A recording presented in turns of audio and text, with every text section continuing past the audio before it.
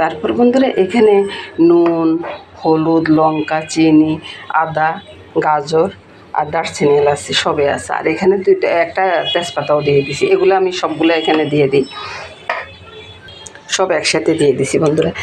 তারপরে একটু তেল দিয়ে দিব, একবারে ভালোভাবে মেখে তারপরে বসিয়ে দিব আর কি। একবারে ভালোভাবে মেখে নিচ্ছি, তারপরে চুলাটা জ্বেলে দিই।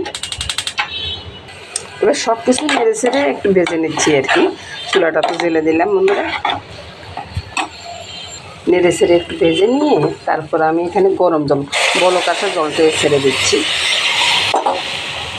তারপর যতটা চাউল ডাল আছে ততটা ডবল জল দিলাম। তারপর বন্ধুরা চুলার আঁচটা কমিয়ে ঢাকাটা দিয়ে রাখলাম।